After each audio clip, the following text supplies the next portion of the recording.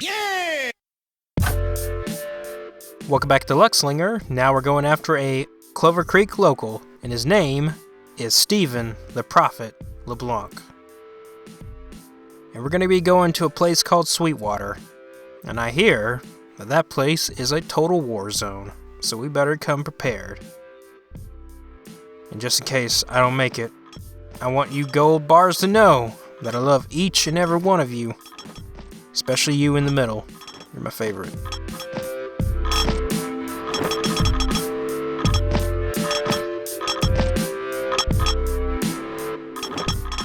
Alright then.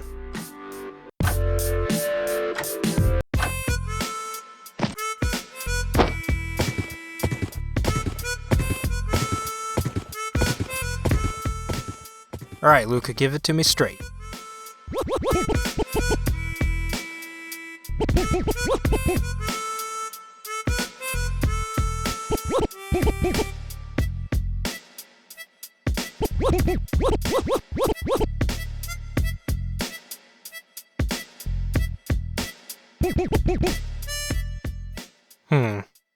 Alright.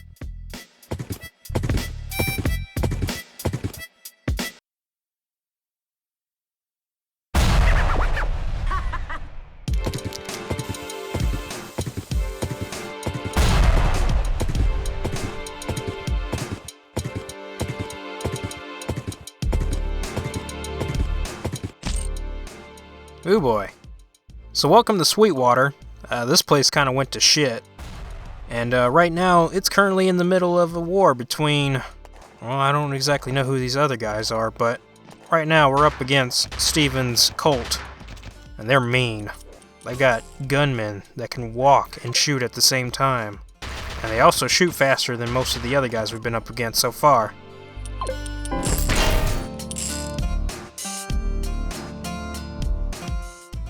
Also, it should be noted that every flying type enemy that we come across in this entire level has to be taken care of while standing.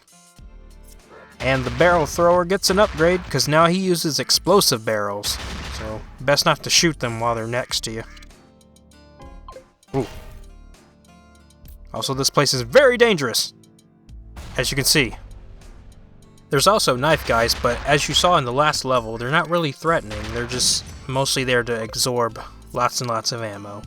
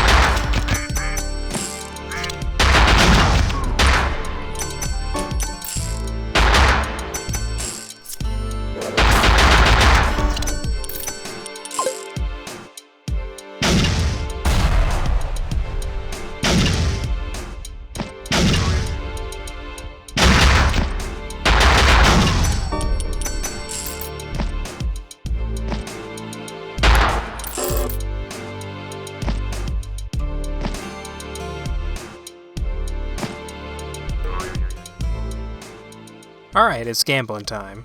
Let's see what new sub-weapon we get. No, we've already seen that one.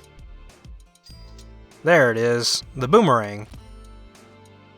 So, the boomerang is sort of like a pseudo-knife because it doesn't do a whole lot of damage. In fact, it only does about as much damage as one gunshot. However, it is the most durable sub-weapon out of all of them. All you have to do is just throw it and then catch it.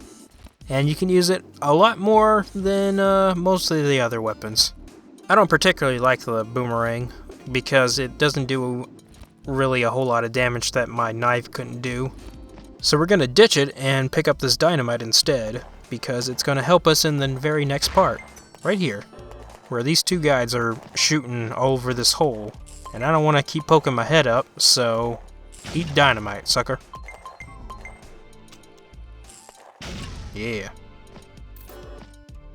Well, I guess I might as well go back for that chain gun.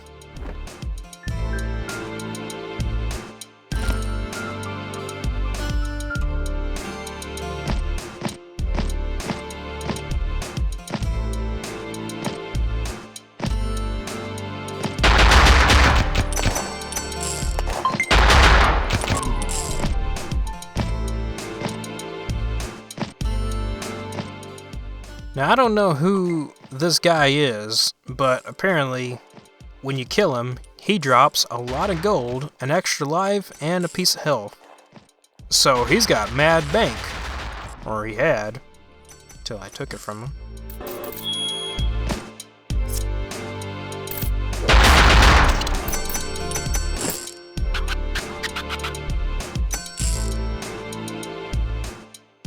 So the next new enemy is the Man on Fire, and they are very durable enemies, surprisingly, because in order to take them down, I have to use both my knife and an entire clip of ammo in order to take them down. And after they die, they leave a little ember that will damage you if you touch it, so be careful. Here's another new enemy, the machine gun guy. He sprays bullets downwards, and that's all he does. He doesn't really move or anything. So if you can just get underneath him, you can pretty much just ignore him completely.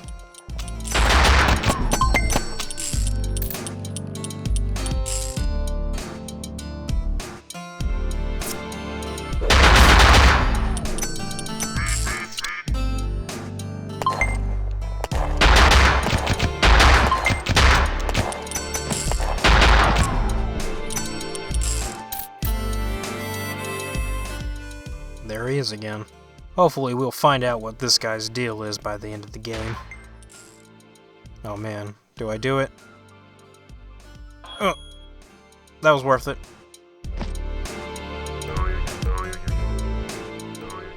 Alright, I hope you got good luck, because a record is right here, and if those two platforms fall, then you're pretty much done for. But we were lucky. Till the very end, at least. And here's one of the first bullet hell sections. There's going to be a bunch of machine gun guys stationed up top. But all you got to do is just remain calm and just keep walking forward. Pick out your gaps and dodge accordingly, and you'll make it through just fine. And don't forget you have a roll.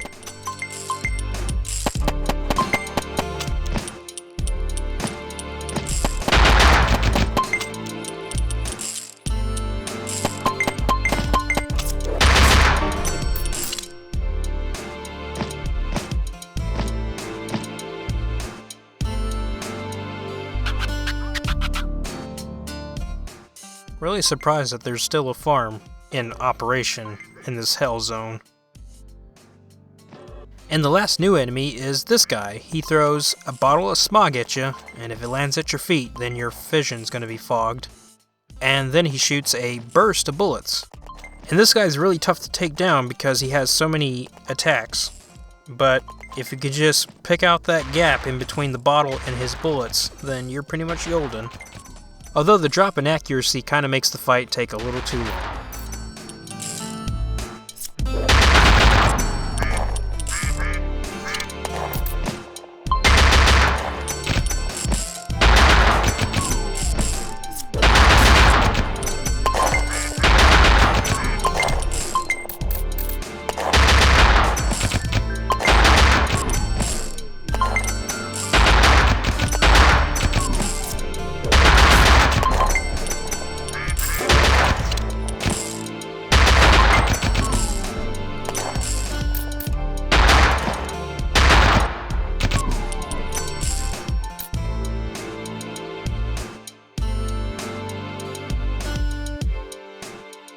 And it looks like our escaped prisoner didn't actually escape, but he does have a gold bar on him, so let's go get him. There's also a different variant on the machine gun guy who throws dynamite instead, so there's that.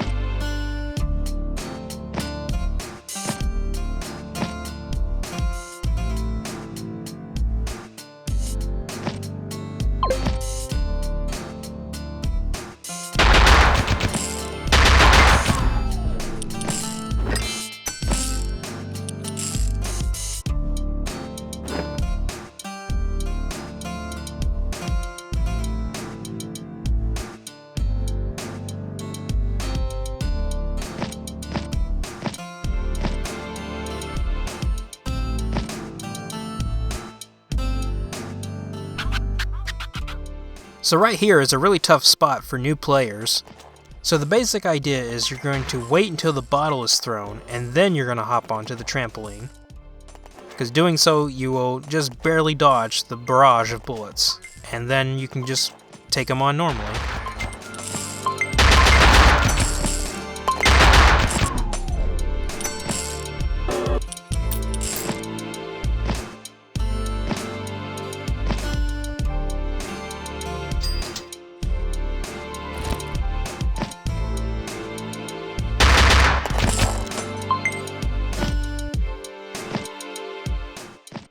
That is the second time I've botched a chain gun throw.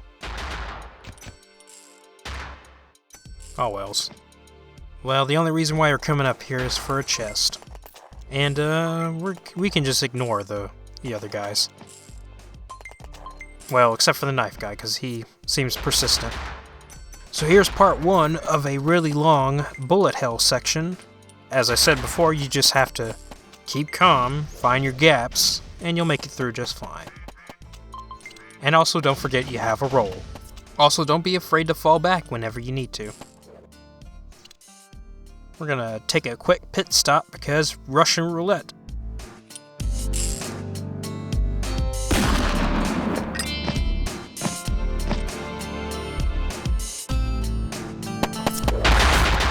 Also during this part you might want to watch out for a bomb that might fall around this part, because sometimes that happens.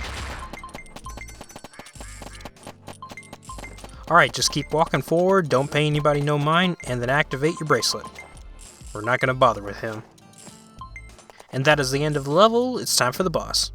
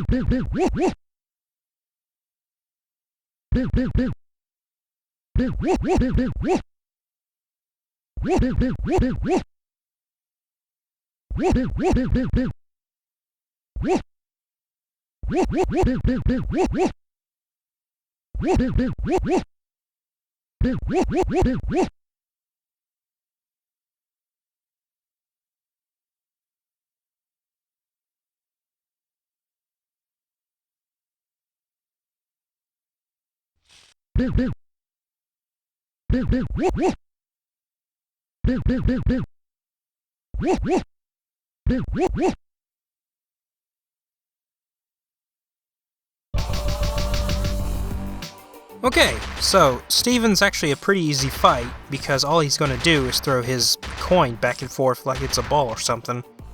And the only difficult part is determining which pattern he's choosing. He'll also raise the coin up, and some of his followers will enter the room. However, they only take one hit, so they're not much of a problem. So coming back to the coin patterns, all you really need to do is watch where the coin first lands, and then you can determine which pattern he's using to attack you with. The back and forth and the triangle are pretty easy to identify because they don't try to hit you until they're on the ground floor, so it's really easy to see that coming. The only two you need to concern yourself with is the zigzag patterns.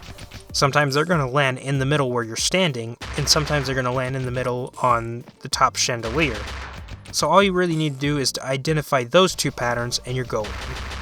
And that is the fight.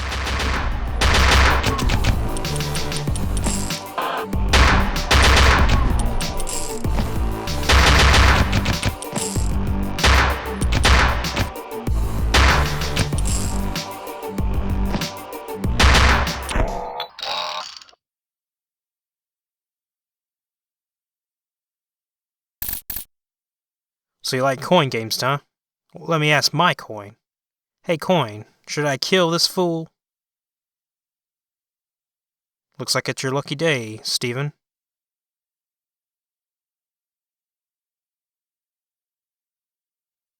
Well, that about does it for this video. Hope to catch you next time. See ya.